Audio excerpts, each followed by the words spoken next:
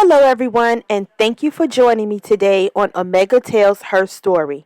I am Omega Queen, and on this channel, I talk about real life events that happened in the past, about whatever I want, when I want, and how I want. But before we get into the story, take a look at the painting I made on canvas with acrylic paint.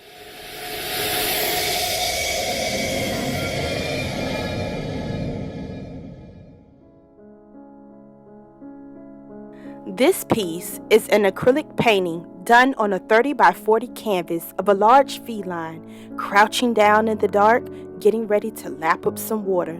This painting of a feline in the dark makes me think about a type of a woman who attracts, is desired, and while mysterious, wise, and effortlessly alluring, she is also very powerful and sometimes dangerous.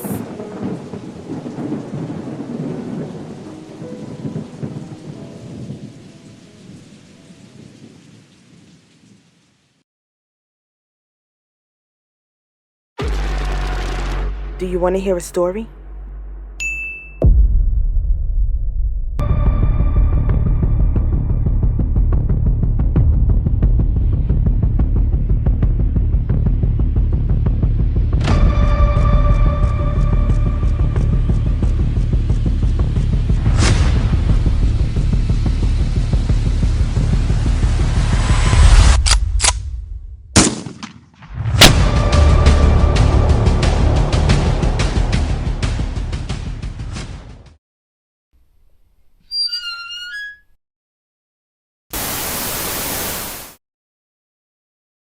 I hope you went and got comfortable like I did and brought your drink, your smoke, and everything else you need while tuning in to this exclusive illustrated story time.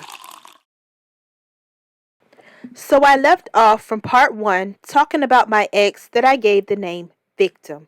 I call him that in these story times because he tried to make himself the victim in any situation. For example, he could do something as simple as hit his head on a cabinet because he wasn't paying attention. But because it's a cabinet in your house, it's automatically your fault.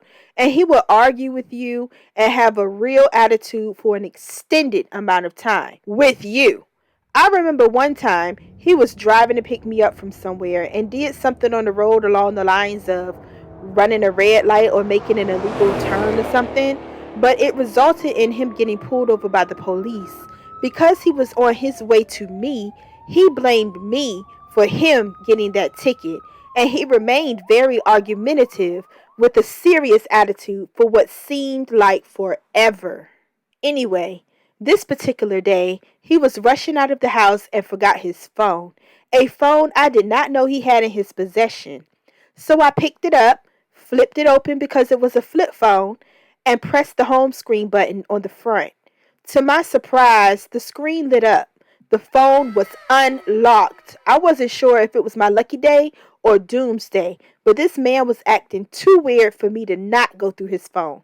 I wanted to know why he had the phone in the first place. And it must have been meant for me to find it because how many opportunities do y'all know of where your significant other leaves the phone, the secret phone behind, drives away, and the phone is unlocked? To me, this was definitely a sign from the spirits above. I started rushing to scroll through the phone just in case he flew back inside the house and tried to snatch it from me. I started off by going straight to the pictures where I didn't find anything at first. Next, I went to the text messages, saw messages from a saved number whose name I didn't recognize, so I clicked on the thread. The messages started out with an incoming text that said, "Good morning, King," and I was instantly irritated from that alone. Then he responded with a text that said, "Good morning, Queen." Oh, now I was pissed. Then she texted, "I can't wait to suck daddy's dick and swallow all of your cum to the very last drop." I was disgusted. And back then, I wasn't even on that type of timing, so I couldn't imagine swallowing anything but food and beverage. But I couldn't stop reading now, so I continued. Victim responded with a text that said, "You know how to turn daddy on." When did he start liking to be called or start even referring himself as daddy? He told me he didn't like that. He even told me he didn't like it when I talked freaky because I needed to behave as a lady, as the things I would say and the things I wanted to do made him feel like he was condemning his soul to hell. I had to find out who this bitch was, so I continued to search that little ass phone inside and out, and there it was, a single incoming message that read, "This is Dick Mouth." Now I only knew one Dick Mouth, but he had her saved by her middle name, Dusty. I was so mad and I was ready to fight to the point that I couldn't wait for him to come home. Then he finally came home and I asked one question: who the fuck is Dick Mouth to you? He tried to tell me so many lies, and the more he lied, the more angry I became until I just couldn't take it anymore. "You got me fucked up," and went upside his big ass head.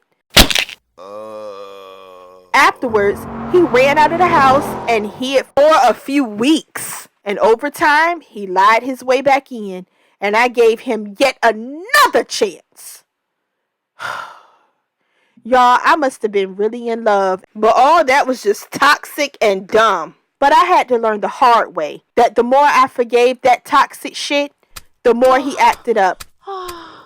And the worse the mental abuse got. The cheating, the lying, the disrespect. It was always a bitch. Always something negative to find out that he was doing behind my back, saying behind my back, especially in his phone.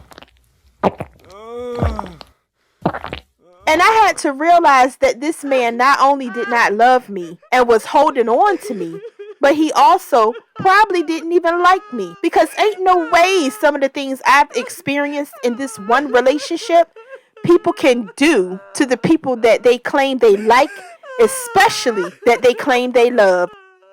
I never ever want to feel how I felt in this relationship again. If you enjoyed this story, stay tuned for more because you're definitely going to enjoy those. Until next time, bye bye.